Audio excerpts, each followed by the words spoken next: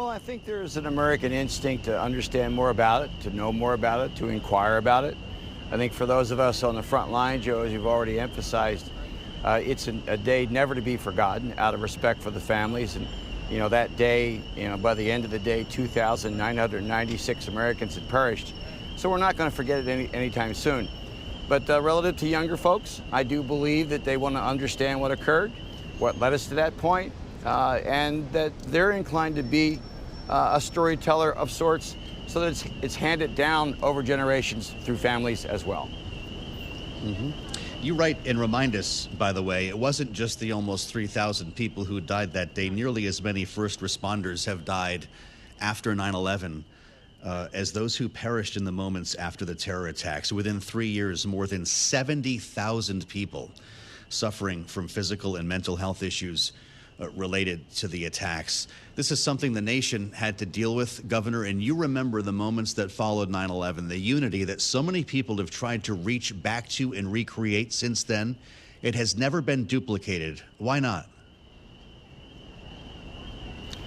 Well, so to speak, America has moved on. Here we are. You mentioned this also, 23 years later on this gorgeous Wednesday morning or Wednesday afternoon now. That life, so to speak, is somewhat back to normalcy. We don't feel threatened by external forces. They couldn't be more wrong. Think about this. Not too long ago, there were 8 would-be terrorists from Tajikistan. 2 of them were in Philadelphia. In my estimation, probably casing locations in and around Philadelphia, because in 2026, when we celebrate the 250th birthday of this great country, this longest-running democracy in the history of the world, I don't think they were here looking for places to buy hot dogs or ice cream. Probably casing the place, as law enforcement would say. So we've got to stay on top of our game. If anything, on this gorgeous Wednesday, it's also about proper reflection, commemorating those who perished, and relative to Homeland Security, that it's more than just a moniker, more than just 2 words. Individually speaking, and certainly those who serve in high levels of government, state and federal and county and so on, need to be extra vigilant as these kinds of incidents occur. So I think 9/11 can be not just about commemoration, even though that's the lion's share of the emotional aspect today. Staying on top of our Homeland Security game and remaining vigilant is essential as well. As we spend time with former Pennsylvania Governor Mark Schweiker with us in a very busy downtown Philadelphia this day after the debate. Of course, Governor, we have to remind ourselves that we would not have had a debate last evening about the U.S. withdrawal from Afghanistan if it were not for the events that took place 23 years ago today. This has become a big point of contention in this debate. And as you support one candidate or the other in this race, and you can tell me where you're going to fall on this to the extent that you're involved in this election cycle, does Kamala Harris deserve some of the blame for the way that withdrawal was conducted? Well, individually speaking, I'm like most Americans. I'm paying very close attention to every minute and every rhetorical turn of last night's debate. Individually speaking, along with my wife, we'll make a decision in due time. As I see it, relative to Afghanistan, it was, by most military accounts, most third-party independent accounts, it was a messy withdrawal. Lives that, in the assessment of many, did not have to be lost if there were a thorough, sensible strategy for exit from Afghanistan. So I do think that the president bears some responsibility here. The current president, President Biden. As I see it, it's a bit of a reach to suggest that the vice president and management decision fingerprints was on that maneuver that day.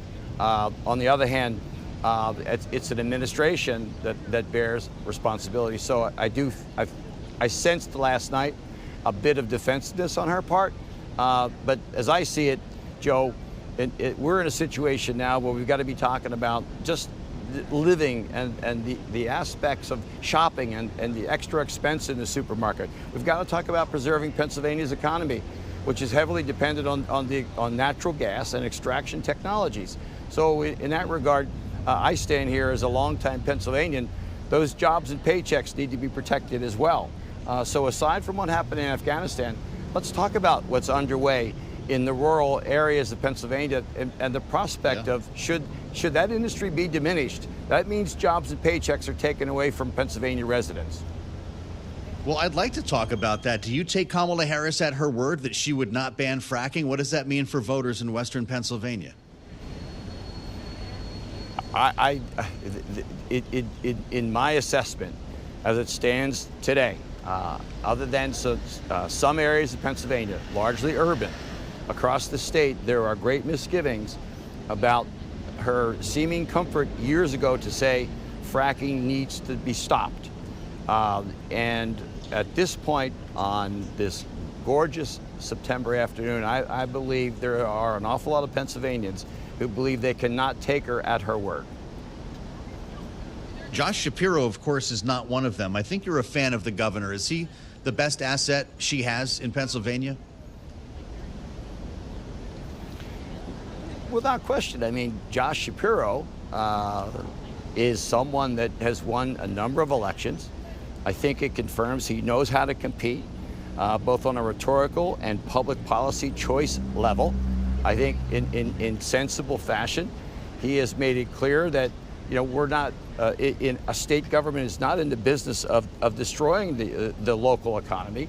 It's about sensibly helping it.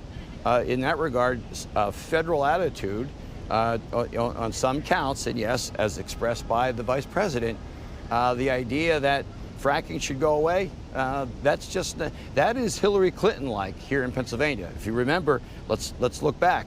A couple of years back when Hillary Clinton was competing against Donald Trump, she made, I think in the estimation of many, the rhetorical misstep and said, in West Virginia, these coal jobs are going away. Well, you know what happened in West Virginia? And you can't, as I see it, it's not the job of an office holder or a nominee to say, I want to take away your job and paycheck. In effect, that's what it means. So as I see it in some on this September day, kind of a no blood outcome to last night's debate. And the Pennsylvanians will be looking very closely at how they comport themselves between now and November 5th, particularly on economy building efforts and particularly on natural gas, because Pennsylvania, after Texas, is the #2 producer. We are talking about jobs and paychecks for regular Pennsylvanians. So I think they're going to have to step very carefully relative to, and I think, listen to Josh Shapiro. I think he's got it right. Fascinating conversation. And it sounds like Kamala Harris has more convincing to do to get Pennsylvanians to vote for her. I only have 30 seconds, Governor. Is Tim Walz the right man to deliver that message to your state?